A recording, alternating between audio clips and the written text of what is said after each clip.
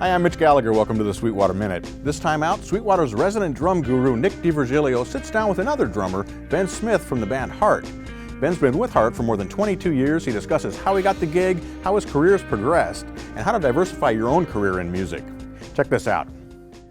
How you doing, everybody? Nick DiVirgilio here, and my very special guest in studio with me today is Ben Smith, drummer from Heart. Welcome, Ben. Thanks for coming out. Thank you, Nick. Really appreciate it, man. Nice to see you here. Thank you. Pleasure to be here. Now, you've had a pretty special gig for, 22 some odd years now, right? Yes, amazingly. And being in Heart and playing some iconic music with two iconic singers and players in Ann and Nancy Wilson. How did you get that gig? Let's start there. After playing live, around the West Coast and around the country with different people for years, I moved back to Seattle, which is where I was from, in the early 90s. And I got a call from a friend of mine who had been working with them, my friend Scotty Olson, who, as a side note, played the second guitar on Alice in Chains Unplugged record. Okay. So he was a pretty integral part of the Seattle rock scene, but had worked with Ann and Nancy and toured with Heart for years, and asked me to come in and play on a recording with them for their band Love Mongers. We did a compilation record on EMI, a song on this record that supported awareness around regarding violence against women. Okay. So the record was called Home Alive, and the reason we got into it is because there were these tragic things that happened to a couple of female musicians in Seattle around that time, 1992 and 3. Okay. And so I started working with them in '94. I did a recording, and we just hit it off, and we stayed in touch. And Rest is history. it's always the same thing. You meet people, you see how the chemistry is. If everybody gets along, then a little, a few months to a year down the road, I started hearing from them about other things, and Nice. I just kept going. We did their couple records with Love Mongers was the name of the band, Right.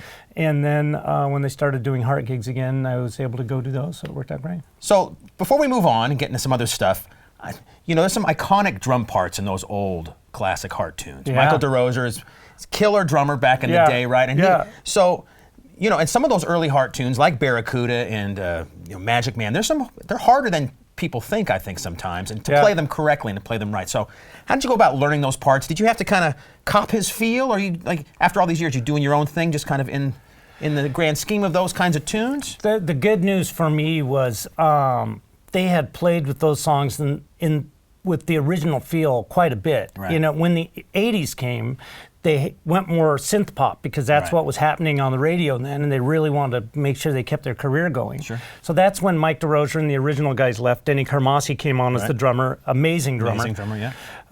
But at that time, the feels changed a little bit, and then when I started working with them, it was right after the Seattle rock boom hit. And so they loved how raw those feels were and how kind of back they were. Right. Like original Heart records and even live, the tempos were pretty up there. Right. Like the real tempo for Barracuda and Crazy on You, which were two of their original hits, have nothing to do with the tempos we play them at now, which is fine for me. You know what I mean? I don't mind not rushing through everything. Sure. But you know how it is as a drummer. Any gig you go do, you learn the original feel first and then see what can change from there. Sure. So they've always been really kind about letting me try different things. And we've taken some of their hits and completely rearranged them and done different things with them. From, turning synth pop tunes into acoustic tunes with mandolin or djembe, using different percussions, shakers and djembes and stuff like that. Nice. So it's been, they're extremely musical. They don't like to take the original song and play it exactly the way it was recorded, the way some bands from that era do. And so that's been great for me. It's just the chance to spread out and try a bunch of different things. That's good. But yeah, tough gig because they played with so many great drummers. Sure. So it's just been an honor for me to stick with them. They haven't had a guy on the drums who wasn't a famous player. You know what I mean? Sure. So it was really a blessing for me to be able to come in and be accepted and play on all the recordings, which, as you know, a lot of touring bands don't do that. Right. So they've had me on all the recordings, and I've worked on the films that Nancy Wilson has done, that she's composed for. So it's been great. That sounds good. So you get to be a little creative, and lay it down at the same time. That's great. Yeah, because that's the great thing. They enjoy acoustic music, but they love heavy music too. So it's a wide range of stuff. We have some stuff on the new records that's just crushing. Yeah. And super fun to play live. The studio was great to record it, and we have such a wide variety of feels. So it's fun. Ann Wilson, for me personally, is one of my favorite female singers of all time. She just Right. gives it up, and she still sings just as good today. It seems like her voice Yeah. is still as strong as ever. Oh, she's a genius. Yeah. That's what I told. Nancy Wilson sang These Dreams, which may Sure. have been the longest charting, biggest hit they had. Right. She's an excellent She's a singer. great singer too, of course. And she always just shakes her head when she watches her sister on stage, you know, Yeah. because she's like, how do you do that? And Nice. she just doesn't know. So, yeah, it's really fun. Always an honor. You know, I tell people it's an honor to work with them. We've been able to keep it going, and the band's doing better than ever. We'll go to London to play Royal Albert Hall in June. Which is a killer venue. Yeah, it's great. Yeah, I've amazing place. never played there before. We'll do a few other UK gigs, and then we launch right into the Rock Hall 3 for All with Joan Jett and Cheap Trick for the rest of the summer. So, Sweet. yeah. That sounds great. Yeah, it'll be fun. Beautiful. All right, well, let's take a step back and just, how'd you get your start playing music? I read on your website you started pretty young like myself. You were 4 or 5 years old, started getting into music and drums, and how did it kind of flourish from there? Well, the interesting thing for me is I always wanted to be a drummer, but I wasn't willing to do the work. Like a lot of kids, I'd take a lesson and think I was doing it, but I didn't practice enough. Right. I really didn't have the feel. You know, often I describe it as somebody who had some of the desire and not much of the natural talent.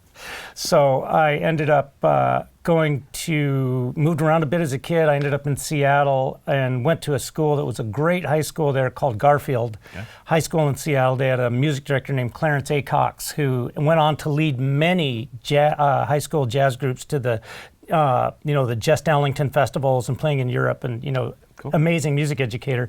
But at that school, that's where I saw guys who really played with a feel, where they dug in and made it feel right.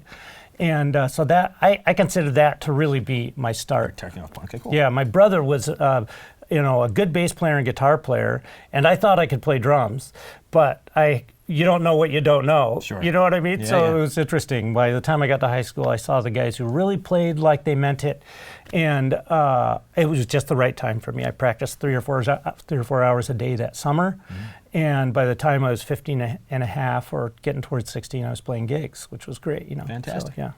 So speaking of practice, do you keep up with that in your career these days? I mean, how do you kind of keep in shape? How do you develop more things? Are you still kind of trying to learn more after all of these years? I totally am. Yeah. I mean, I think as a player, the minute you stop working on your instrument, it's really easy to stagnate. You get stagnant. And so I've been working hard recently, working on more double bass drum things, which are, I was never a big double bass drum player, so I've been trying to get in that world a lot more, which has been fun. And trying to get back to fundamentals. I play traditional and matched. And, I'm really working on cleaning up my technique. Cool. Especially with matched. I found myself getting into a few bad habits, and so I work on that stuff a lot. I'm a big proponent of relaxing and doing all the stuff your drum teacher ever told you. Just stay relaxed, keep your tips at the same height, get everything to sound even. You don't play through a cramp. You slow down till you're not cramping anymore, but try to keep a flow going. And those are the same tools I use today. Fantastic. Yeah, it's fun. All right, so now let's talk about your gear. You've been a Yamaha player for how many years now? I've been with them for about 3 or 4 years. Oh, okay, so not that long. Not that long, Okay. and I moved around through a couple different companies, but for what we do on tour and the sound I'm looking for, Yamaha ended up being a great fit. And what kit are you using on stage most of the time? With Heart, I use a Club Custom kit, which is they're beautiful drums. I like if I can get drums without a wrap, I prefer that. And although the Club Custom kits, they have wrapped kits that sound terrific, I was able to get one that had a black matte lacquer on it that just sounds terrific. Cool. So I'm very happy with that. I have a 24-inch kick with Heart, a 13-inch rack, 16 and 18-inch floors on the right, and then a drums. Nice. Yeah, right, and then a 14-inch floor on the left Okay. that I use as another tom. Sure. So it's been great. The Yamaha guys and Greg Crane there has just turned into a real brother. It's been a terrific experience for me. Yeah, I didn't get a chance to play that much Yamaha gear until I started working here at Sweetwater. Mm-hmm. And, it's such a classic company with so many amazing drummers that played that brand. Oh my God, they're the legends. Your heroes. Legend, yeah, play there. totally. So it's really cool to get into those drums a little bit here, and they're bringing the recording custom back again now, Right. and so there's lots of cool things happening with Yamaha drums. So that's they do an amazing job. And when we like to rehearse in Los Angeles when we can, and we record our last record there. And so I get to go to their warehouse and sort of their R&D department there. Sure. And every time I go in, they're throwing something else new at me to try. Or if I do a recording, they have send a couple snare drums. Or Sure. I wanted a 16-inch bass drum to use a 26-inch bass drum to use as a resonator on our last sessions. And so they brought down this big marching bass drum they had, which was great. Nice. But yeah, the recording custom, the sort of reissue of those are terrific. Yeah. I also play the Maple Hybrids. I have a set of those at home and love them. Those are cool. Yeah, they sound really good. Very good. Yeah. And Zildjian cymbals, correct? Yeah, which Okay. I've just had no interest in playing anything else. I think well. there are a lot of great cymbals out there. Of course. But they've always really been kind to me, and I can get any sound I want from them at practically any time, and they've just been sweet. I use a pretty specific rig when I'm on the road with Hart. But I was going to ask you, what do you use? What's your live I setup? go with a 24-inch, I think it's called a 24-inch medium ride. Okay. That I have a little bit of muting on, and then I have 20 and 21-inch crash rides. So bigger I go cymbals, big. yeah. I go big. I like the slower decay Okay. and the warmer sound. All right. And then I use a 19-inch K crash, like a medium crash. Okay. It's either medium or dark, I can't remember. But I love those cymbals. And they also make these great hybrid trash cymbals, I call them. I can't remember the exact model name, but I have them set up as on a remote hat Okay. on my right side. So it's really fun to have them as an effect. And then I kick time on those sometimes if I'm playing on my ride, just Nice. for a different color, Sure. But I love the Zildjian stuff. And you know how it is. You bring different cymbals for different gigs or recordings. You walk into a recording, you bring a couple bags of things because you never know what you're going to want on a given day. I tend to like rides as crashes, especially as my main crash next to my rack tom, just because of the slow decay and it stays out of the way a little more. Nice. Yeah. Okay. And you play ProMark sticks? Yeah, which I'm completely happy with. I play their hickory sticks, and man, they are your own awesome. stick, or do you play a specific size? I play a stick. I saw that Abe Cunningham had this terrific stick, and so I adopted that model. Okay. I want to say it's a Millennium 2, but it's either a Millennium 2 or I can't remember the name of the other model name that they have. But they're long, Right. relatively heavy, but they're not. They don't feel like clubs, Okay. but they're really solid and they don't break easy. So I can get through 2 or 3 shows with a pair of sticks if they don't shred too much. Very good. Yeah. And finally, well, not finally, we got a couple more things to talk about. Your drum heads, you're a Remo guy. Remo, which I really love, the sort of little more complex sound. I've been with a couple other companies that make terrific heads, but at the end of the day, the techs I've been with, and I almost always agree, especially for recording, I tend to like Remo better. Right.